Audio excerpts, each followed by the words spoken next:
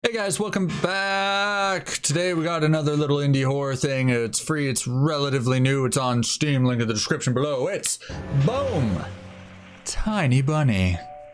It's a non-linear horror novel thing. I don't know. And you play as a tiny bunny, you're running from tiny bunnies.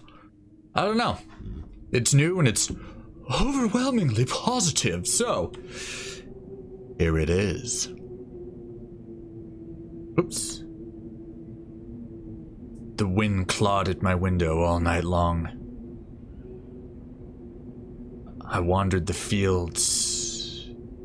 It wandered the fields and howled like a hungry beast. The endless song weaved from all sorts of voices, shrill, gentle, sneery, twinned in the air. They were shouting and laughing and arguing about something. Someone was running through the snow while casting long shadows that would occasionally creep close to my bed.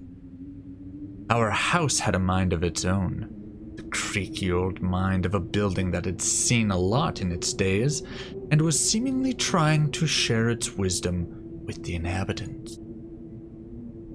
The lonely house faced the forest, and the dark green thicket gazed back at the hollow eyes, rustling, whizzing, swaying back and forth. One could come out and stand at the edge of the forest to reassure themselves there was nobody behind the crooked trees. Fuzzy silhouettes swaying in the wind couldn't possibly do any harm.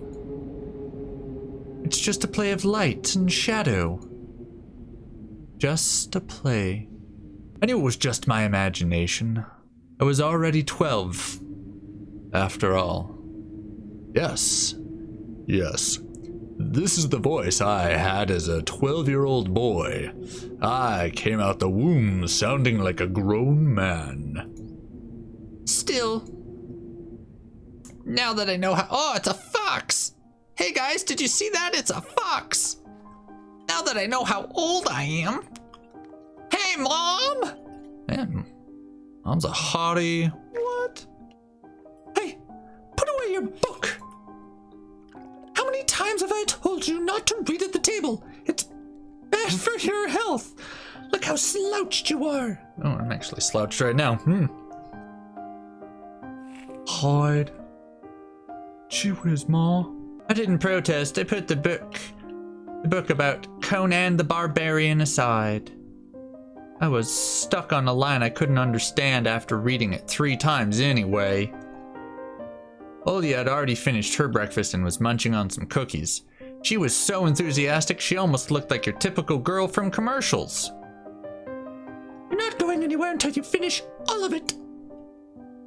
I, on the other hand, was still trying to drill a hole in the plate with my eyes, as if it would make the porridge disappear. Hazy anxiousness welled up inside, all because of the previous sleepless night, the black forest around our house, and the gloomy wind. The longer I waited, the colder the lumpy white substance became. It looked like a jellyfish from the Crusoe Odyssey. I love that show.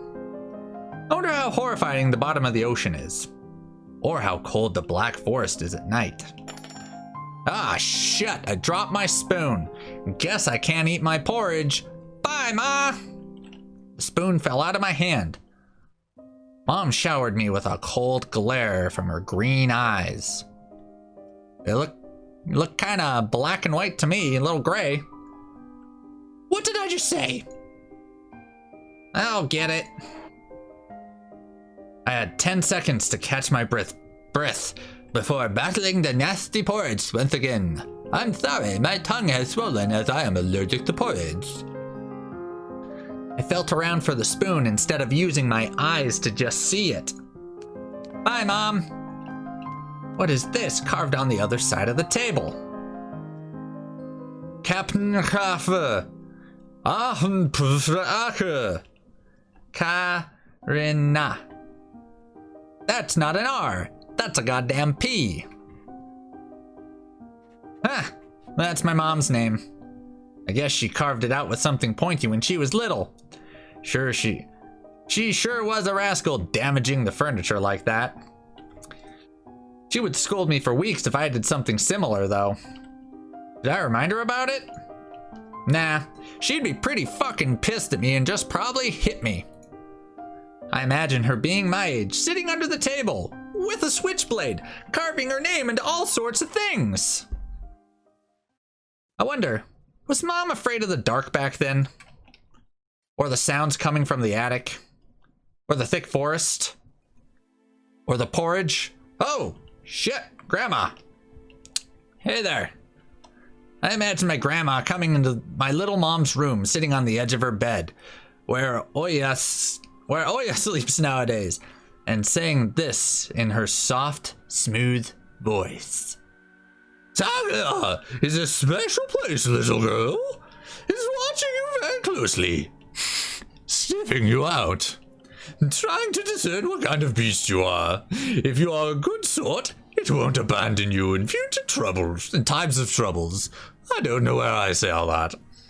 But if you're a bad apple, it'll grab you by the side and drag you under the ground. So be a good little girl and don't piss me off. And that would be it. Grandma was caring. She never fought with anybody, never yelled, never swore. Except for that time that she just barely swore. Sorry, Grandma. Those were the times without the maddening screams until late at night, without smashed dishes and mutual accusations. Our parents used to love each other. Back then, I remember listening to one of their conversations by chance. They were talking about Grandma getting prepared for her funeral. She had already bought a casket.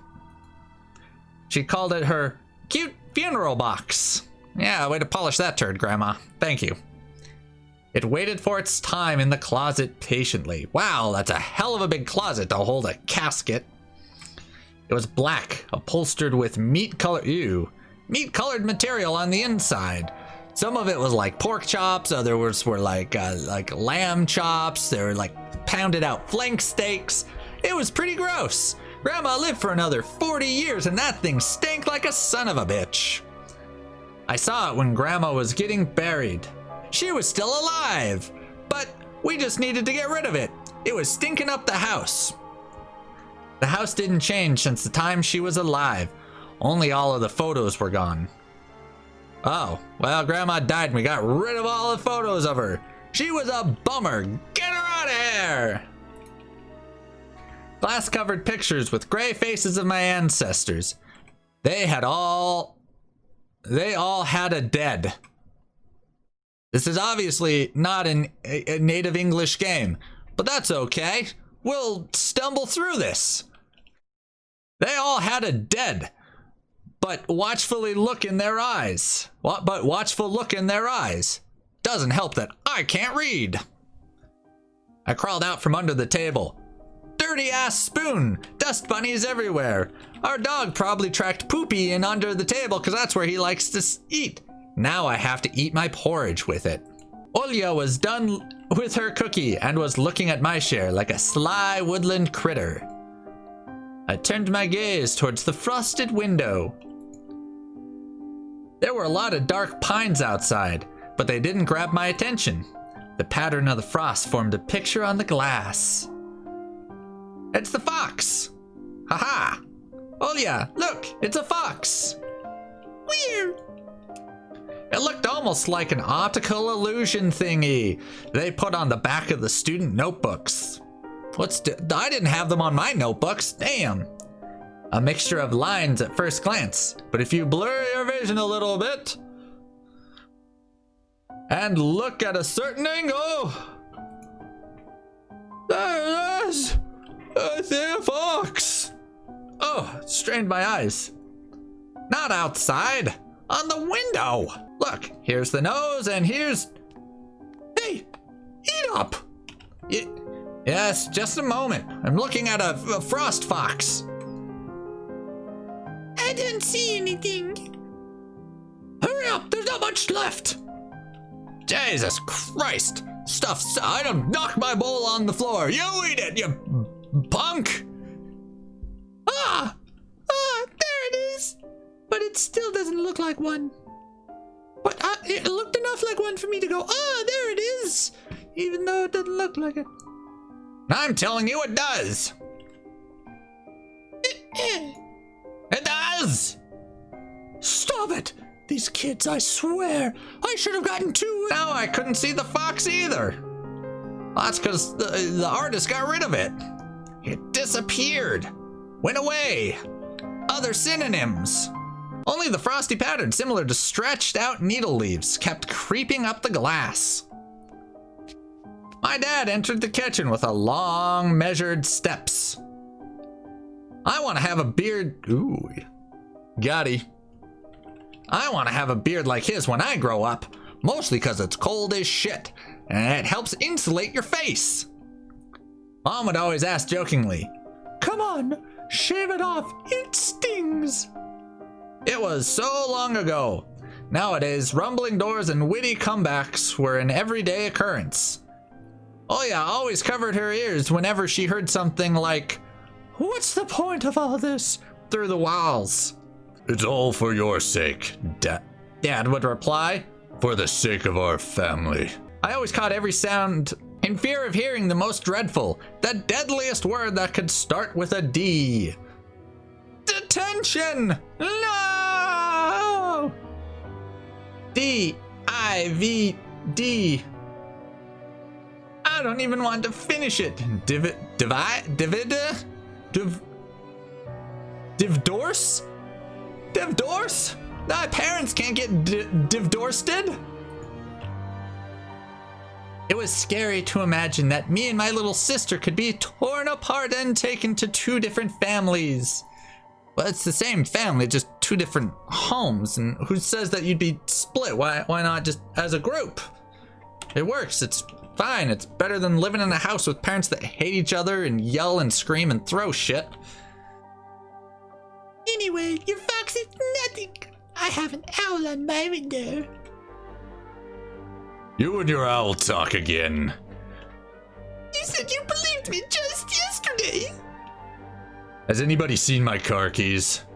I remember leaving them on the windowsill. Right. Maybe you did and maybe not. You're a grown man, father of two, and still... Karina, please, stop. Just let me get ready in peace. Your keys are in the basket near the phone. Well, thank you very much. Anton, stop making a martyr out of yourself and finish eating already. And the owl? There was no owl. But there was one. It had giant glowing eyes. Let me awkwardly scoop closer to my brother so that I can talk more about this damn owl. Oh, hey, look, their thing. She has a tiny bunny. Oya sprung up from her chair and placed her hands on her little face, imitating a pair of eyes with her fingers, the size of an apple each. Last year you had a babai in your closet. Now this owl? Babai? I don't know what a babai is. But I saw it. Oya shifted her gaze back and forth from my dad to mom to me. She couldn't find any support because she's a nut job. Owls aren't native to our region. How the hell could it get here? Unless it escaped from the aviary, of which there are none. Have you thought about befriending it? You know, like feeding it with imaginary mice? You dumb bitch. Don't bully our girl. She's just afraid to sleep alone because she's still so little. Aya pouted her lips in rebellion and rushed into the hallway. She grabbed her coat and ran outside, screaming, I swear to God, I'll get that owl and show all of you. She never came back. Works for me. Parents were a lot happier. Can't figure out why they were mad in the first place. The staircase that led to the second floor creaked. Mom gave Dad a strict look. Oh, that look in her eyes. It's so uncomfortable to be pinned under it. Dad just snorted in reply and left, ringing the keys he just found. A minute had passed and the same song from Little Mermaid echoed through the house. It was stored on incredibly worn-out cassette tapes, which Dad had already glued together once. It's so easy to fix objects by gluing them back together. For example. But how do you fix a relationship? Duct tape. It's like glue, only different. Mom moved to the living room and I was left alone, anxiously stealing glances at the window, when I should have just been taking my goddamn porridge to the trash can and dumped it out. This is an unnervingly close picture of my sister. Oya had trouble sleeping ever since we moved into this house. She would toss and turn or curl up in a ball under her blankets. Sometimes she would jump up in the middle of the night and turn on the VCR. Oh, shoot, this is like Poltergeist. Cartoons help her take the mind off of all the troubles we had with the move and our parents. Oh! Oh, that's not an owl outside, that's a goddamn demon. That's much more believable than an owl. And then Olia said she saw a giant flying monster outside of her window. She became obsessed with it. Our parents did everything in their power. They tried every little trick to get rid of those ridiculous fears. They comforted her. They gave her science. They bullied her. They ignored her. What else can you do with the little girl? Olia refused to sleep alone and didn't believe that the owl was just one of her nightmares. After tonight, I was unsure what to make of my sister's words, what to think of it myself. Can nightmares be infectious? Just last night, I couldn't get a wink of sleep and ended up thinking about what to expect in my new school. Oh, that's the real nightmare. I'd rather deal with demons. There were a couple of days left before the beginning of a new term. My imagination drew long, twisting hallways that led to a classroom full of kids. But all the students behind their desks were simply dark figures cut out using a template. Circular holes gaped through the middle of their faces and pairs of eyes blinked inside those holes. It was as if some completely different creatures were looking at me from behind the flat black silhouettes. Their cruel glares, filled with icy sneers, made me shiver from head to toe. Will I survive here? No. Spoiler alert. No, I won't.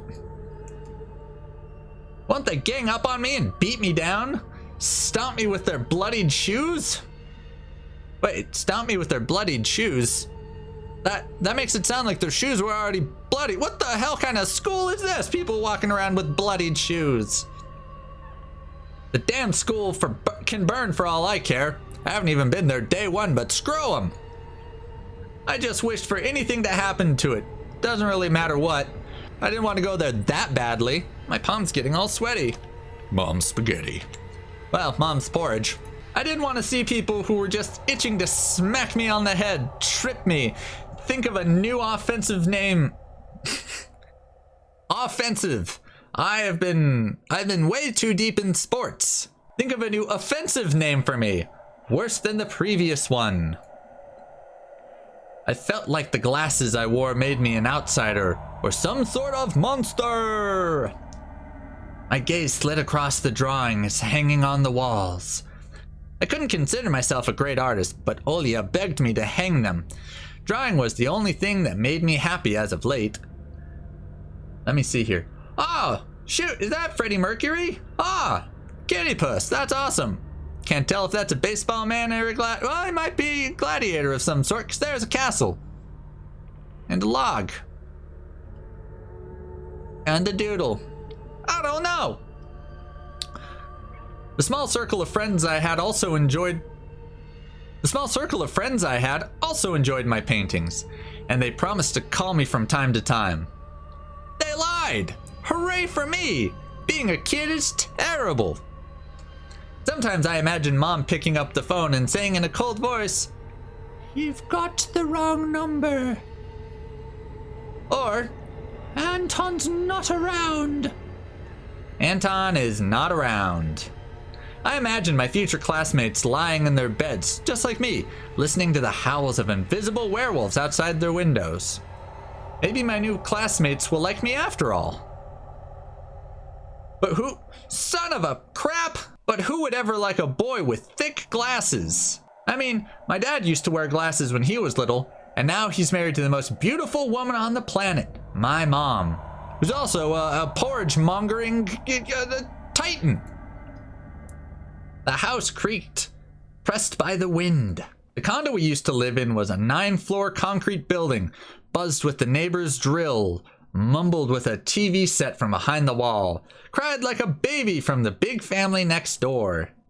Our current house, though, I can't really call it new. It was completely different. It was silent and easygoing during the day. Its shadow lay dormant in the corners of the closets, cobwebs, and under the stairs. But they all woke up during the night. Something was watching me from every corner, almost as if the old photos of my deceased family with their ashen eyes were hanging up on the wall in place of my drawings. Floor was squeaky. Rusty drains were moaning. The attic was occupied by noisy drafts. One could think the house was performing sort of a demonic melody. And then I realized I was, in fact, hearing music. This house, I don't know something. Our house, in the middle of the street. Our house. It took me a second to figure out a song about a house. It was already playing for a good while. Somewhere at the edge of my perception, I could hear a flute. It was mixed with the sound of the wind, of the creaking old house, and my thoughts too. I stood up and rushed to the window. I wanted to reassure myself that the music was nothing more than a product of my imagination. But shit! There was a marching band outside on our lawn! How did they get here? Why are they here? I ran outside with my drum set and cymbals and joined them, never to be seen again. The end. How'd you like that twist, you suckers? It's not like someone's playing it there amidst the cold, snowy night, right?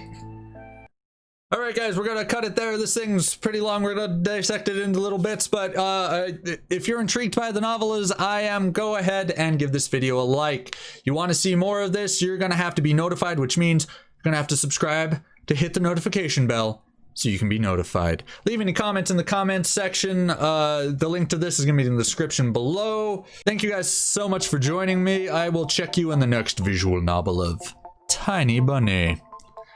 Stay inside, share the love. Bye.